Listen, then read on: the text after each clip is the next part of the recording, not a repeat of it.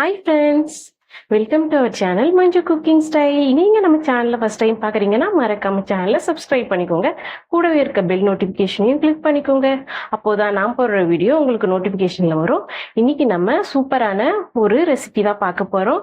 So பீஸா. இன்னைக்கு நம்ம பீஸா வீட்லேயே நம்ம வீட்டில் இருக்கிற கடாயில் எப்படி செய்யலான்னு பார்க்க போகிறோம். அண்ட் ரெஸ்டாரண்ட்டில் இருக்கிற அதே டேஸ்ட்டில் இருக்கும். ஸோ இந்த மெத்தடில் நான் சொல்கிற மாதிரி நீங்கள் செஞ்சீங்கன்னா சேம் டேஸ்ட்டில் உங்களுக்கு பீஸா கிடைக்கும். ஸோ வாங்க வீடியோக்குள்ளே போகலாம். ஸோ இன்க்ரீடியன்ட்ஸ் நான் கொடுத்துருக்கேன், நீங்கள் செய்யும் போது பார்த்துக்கோங்க. இதுக்கு நம்ம ஃபஸ்ட்டு 3/4 கப்பு பாலில் நான் 1.5 டேபிள் ஸ்பூன் ஈஸ்ட்டு போட்டு ஆக்டிவேட் ஆக விட போகிறேன். ஸோ ஈஸ்ட்டை போட்டு இந்த மாதிரி கலக்கிக்கோங்க.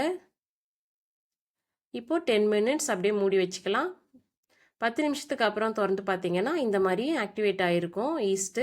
ஸோ இது கரெக்டான கன்சிஸ்டன்சி தான். இப்போ நம்ம ஒரு பவுலில் 1.5 கப் மைதா மாவு எடுத்துக்கிட்டேன். 1/2 டேபிள் ஸ்பூன் உப்பு, 2 டேபிள் ஸ்பூன் சர்க்கரை, கூடவே 1 டேபிள் ஸ்பூன் அளவுக்கு நெய். இது கூடவே நம்ம ஆக்டிவேட் பண்ணி வச்சிருந்த ஈஸ்ட்டு ஊற்றிக்கலாம். ஸோ நான் கொஞ்சம் கொஞ்சமாக ஊற்றி மிக்ஸ் பண்ணிக்கிறேன். ஸோ நான் இந்த மாவை மிக்ஸ் பண்ணுறதுக்காக மட்டும்தான் பவுலில் வச்சுருக்கேன். மற்றபடி நம்ம ஃபுல்லாக ரோல் பண்ணிவிட்டு இந்த மாதிரி ஒரு ஒர்க் ஷீட்டில் மாற்றி மாவை நல்லா பிசையலாம். ஏன்னா நம்ம எவ்வளோ நல்லா அழுத்தம் கொடுத்து பிசைகிறோமோ அவ்வளோ நமக்கு அந்த பேஸ் ரொம்பவே சாஃப்டாக வரும். ஸோ இந்த மாதிரி ரெண்டு கையை வச்சு நல்லா மாவை இழுத்து பிசியுங்க, அப்போ தான் சாஃப்டாக இருக்கும். ஸோ இப்போ நான் ஓரளவுக்கு பிசைஞ்சிட்டேன். இப்போ இதை நான் ஒரு பவுலில் வச்சு கிச்சன் டவல் வச்சு க்ளோஸ் பண்ணிடுறேன். இது ஈரமான டவல். ஸோ இதை வச்சு மூடிட்டு 45 நிமிஷம் கழித்து ஓப்பன் பண்ணி பார்த்தா இந்த மாதிரி மாவு டபுள் ஆகிருக்கும். ஸோ இதுதான் கரெக்டான கன்சிஸ்டன்சி. இப்படி டபுள் ஆகி வந்தால் தான் நமக்கு பேஸ் சாஃப்டாக வரும். இல்லைனா சப்பாத்தி மாதிரி ஆடாக தான் இருக்கும். ஸோ இப்போ பேஸ் ரெடியாக இருக்குது. நம்ம டாப்பிங்ஸ் ரெடி பண்ணிடலாம். டாப்பிங்ஸ்க்கு நான் பன்னீர் எடுத்துக்கிட்டேன். கூடவே கேப்சிகம் அண்ட் ஆனியன், கொஞ்சம் காரத்துக்கு பச்சை மிளகாய் எடுத்துக்கிட்டேன். ஸோ நீங்கள் சில்லி ஃப்ளேக்ஸ் கூட யூஸ் பண்ணலாம்.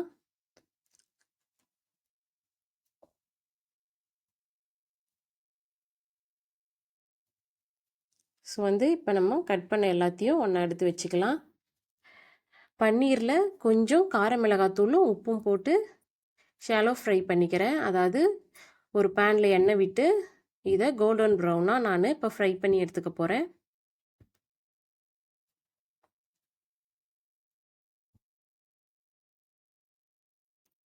ஸோ திருப்பி போட்டு கோல்டன் ப்ரௌனாக ஃப்ரை பண்ணிக்கோங்க.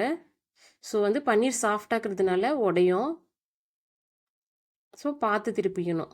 இப்போ மாவு ரெடியாக இருக்குது. நம்ம பீஸா செய்ய ஸ்டார்ட் பண்ணிடலாம். ஸோ இப்போ நான் எடுத்துக்கிட்ட மாவு அளவில் 12 இன்ச் பீஸா நல்லா தாராளமாகவே செய்யலாம்.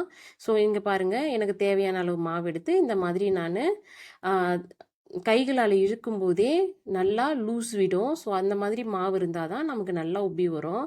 ஸோ இந்த மாதிரி நீங்கள் கையை வச்சு இந்த மாதிரி ஃபுல்லாக ஸ்ப்ரெட் பண்ணிக்கோங்க. ஸோ பேஸ் ரொம்ப தின்னாகவும் இருக்கக்கூடாது, திக்காகவும் இருக்கக்கூடாது, மீடியமாக இருக்கணும். ஸோ கார்னர்லாம் இந்த மாதிரி கையை வச்சு ஈவன் பண்ணிக்கோங்க. ஒரு ஃபோர்க் எடுத்து இந்த மாதிரி ஹோல்ஸ் போட்டுக்கோங்க. ஏன்னா நமக்கு இந்த பேஸ் வேகும்போது பன்னு மாதிரி உப்பி வரும். ஸோ அப்படி வரக்கூடாதுன்றதுக்காக தான் இந்த மாதிரி ஹோல்ஸ் போடுறோம். ஸோ காற்று உள்ளே போகிறதுனால நமக்கு மேலே எழும்பி வராது. ஸோ இப்போ அதுக்கு மேலே பீஸா சாஸ், நான் ரெடிமேடாக கடையில் வாங்கின பீஸா சாஸ் ஆட் பண்ணிக்கிட்டு அதுக்கு மேலே சீஸ் ஆட் பண்ணிக்கிட்டேன். இதுக்கு மேலே நம்ம ரெடி பண்ணி வச்சுருந்த டாப்பிங்ஸ்லாம் ஒன் பை ஒன்னாக நம்ம மேலே செட் பண்ணிக்கலாம். ஸோ இதுக்கு மேலே நான் நம்ம ஃப்ரை பண்ண பன்னீர், கேப்சிகம் அண்ட் கூடவே ஆனியனும் ஆட் பண்ணிக்கிட்டேன்.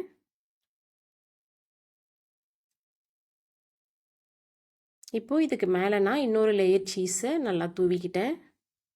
இப்போ இந்த டேஸ்ட்டை என்ஹான்ஸ் பண்ண பீஸா சீசனிங்ஸ் ஆட் பண்ணிக்கிறேன். இந்த பீஸா சீசனிங்ஸ் நான் யூஸ் பண்ணுறது கியாவோட பீஸா சீசனிங்ஸ். நீங்கள் எந்த பிராண்ட் வேணால் யூஸ் பண்ணலாம். எல்லா சூப்பர் மார்க்கெட்லேயுமே இது அவைலபிளாக இருக்கும். ஸோ இப்போ இதை பேக் பண்ணுறதுக்கு நான் ஒரு கடாயில் ஒரு லேயர் உப்பு போட்டு ஒரு ஸ்டாண்ட் போட்டு இதை 10 நிமிஷம் ஃபுல் ஃப்ளேமில் வேக விட போகிறேன். ஸோ வந்து வெறும் பாத்திரத்தை நம்ம ப்ரீ ஹீட் பண்ணுறோம். ஸோ ப்ரீ ஹீட் பண்ண உடனே இப்போ நம்ம ரெடி பண்ண பீஸா உள்ளே வச்சுட்டு மூடி காற்று போகாத அளவுக்கு மேலே வெயிட் வச்சு 15 நிமிஷம் குக் பண்ணி எடுத்தால் நமக்கு பீட்சா சூப்பராக ரெடி ஆகிருக்கு. ஸோ நம்ம வச்ச பேஸோட அளவுக்கும் நம்ம எடுத்துக்கிட்ட டைமுக்கும் கரெக்டாக 15 மினிட்ஸ் ஆச்சு. நீங்கள் ரொம்ப திக்காக வச்சிட்டிங்கன்னா பேஸ் உள்ளே வேகாது. அதனால் கொஞ்சம் மீடியமாகவே நீங்கள் வச்சுக்கோங்க. ஸோ இப்போ இந்த பீஸா எப்படி வந்திருக்குன்னு நான் கட் பண்ணி காட்டுறேன் பாருங்கள். ஸோ ப்ரெட் நல்லாவே குக் ஆகிட்டு அவ்வளோ சாஃப்டாக இருந்துச்சு. ஸோ இதோட சீஸுமே இங்கே பாருங்கள். ஸோ இழுக்கும்போது நல்ல சீஸியாக இருந்தது. ஸோ இந்த ரெசிபி நீங்களும் வீட்டில் செஞ்சு எப்படி இருந்ததுன்னு கமெண்ட் பண்ணுங்கள். அண்ட் உங்கள் சேனலை சப்ஸ்கிரைப் பண்ணுங்கள். ஓகே ஃப்ரெண்ட்ஸ், தேங்க்ஸ் ஃபார் வாட்சிங்.